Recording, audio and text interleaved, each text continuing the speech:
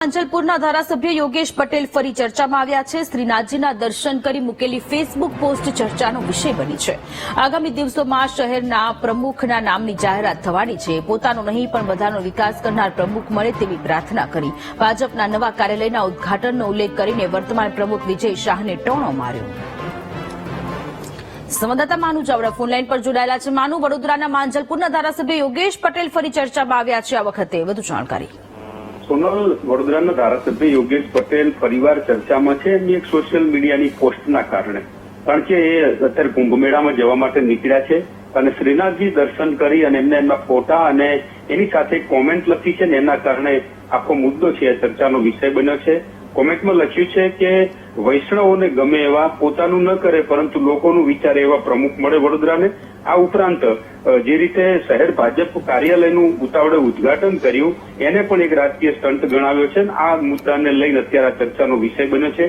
મોટાભાગે આજે સાંજે અથવા આવતીકાલે પ્રમુખની વરણી થવાની છે, ત્યારે સૌને ગમે, સૌનું સાંભળે એવો પ્રમુખ મળે એવી પણ ભગવાનને પ્રાર્થના કરી હોય એવી પોસ્ટ મૂકી છે ને એના કારણે ચર્ચાનો વિષય બન્યો છે। યોગેશ પટેલ હાલ તો કુંભ મેળામાં ગયા છે, પરંતુ શ્રીનાથજી દર્શન કરી અને જે ફોટા મૂક્યા અને એમાં એમને જે કેપ્શન લખી છે અને એના કારણે અત્યારે રાજકીય ચર્ચાનો વિષય અત્યારે આ પોસ્ટ બની છે। જી સોનલ।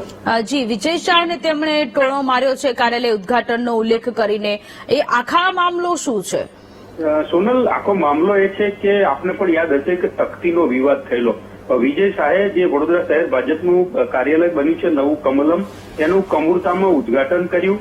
ત્યારબાદ CR પાટીલને બોલાવીને એમના હસ્તે ઉદઘાટન કરવામાં આવ્યું, પરંતુ તખ્તીમાં સ્થાનિક ધારાસભ્ય કે સાંસદનું નામ પણ નહોતું, મેયરનું નામ નહોતું, માત્ર વિજય શાહ, CR પાટીલ અને મુખ્યમંત્રીનું નામ હતું અને એના કારણે આખો મામલો છે પેચીદો બન્યો। યોગેશ પટેલે પ્રદેશ કક્ષા સુધી રજૂઆત પણ કરેલી, ત્યાં એક અચ્છું શાસન ચલાવી રહ્યા છે, પોતાની સ્થિતિ મેળવવા માટે વિજય શાહે આ કર્યું છે અને એના કારણે બીજા દિવસે તખ્તી હટાવી લીધી અને ત્રીજા દિવસે તખ્તીઓમાં બધાના નામ લખી અને પછી લગાડવામાં આવી।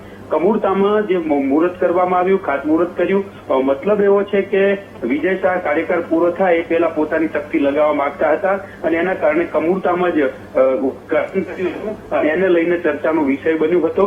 એના કારણે જ આખો આ જે મામલો છે એ જે યોગેશ પટેલે એમની આ પોસ્ટમાં પણ લખ્યું છે અને એના કારણે આ વિવાદ અત્યારે ઉભો થયો છે। જી સોનલ। માનું, પ્રમુખના નામ 10મી તારીખે જાહેર થવાના હતા, પરંતુ એ હજુ સુધી થયા નથી। બીજો સવાલ એ પણ થઈ રહ્યો છે કે આ પહેલા પણ વડોદરામાં ભાજપમાં આંતરિક વિખવાદ સામે આવી ચૂકેલો છે, આ વખતે પણ એવું જ લાગી રહ્યું છે?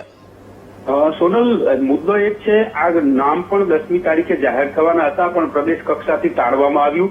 આગામી 1-2 દિવસમાં નામ જાહેર થશે, પરંતુ વડોદરાનું જે સંગઠન છે એને કાયમ પ્રદેશનું સંગઠન છે માથાનો દુખાવો માની રહ્યું છે।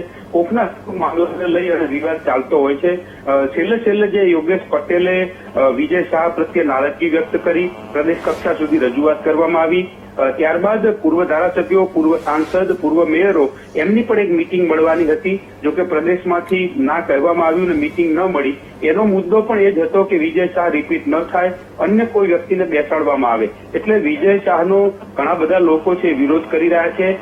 યોગેશ પટેલે તો ત્યાં સુધી કહ્યું હતું કે વિજય શાહ પોતાની મનમાની ચલાવે છે અને પોતે જ સર્વ સત્તાધીશ હોવાનું વર્તન કરી રહ્યા છે, એટલે જે મોટા નેતાઓ છે એમાં પણ નારાજગી છે વિજય શાહને લઈ અને એના કારણે જે ગઈકાલે પોસ્ટ મૂકી છે 2 દિવસમાં જે પ્રમુખનું નામ જાહેર થવાનું છે એવા સમયે આ પોસ્ટ મુકાતા જ ફરી નવો વિવાદ ઉભો થયો છે અને આ પોસ્ટની અંદર પણ સ્પષ્ટ રીતે દેખાઈ રહ્યું છે કે યોગેશ પટેલ છે એ વિજય શાહ રિપીટ ન થાય એવું અત્યારે ઈચ્છી રહ્યા છે અને એ પોસ્ટમાં પણ આંતરિક રીતે એમને એક ઇશારો પણ થયો છે। સોનલ। જી માનુ, આભાર તમામ વિગતો માટે। તો વડોદરાના માંજલપુરના ધારાસભ્ય યોગેશ પટેલ ફરી એક વખત ચર્ચામાં આવ્યા છે।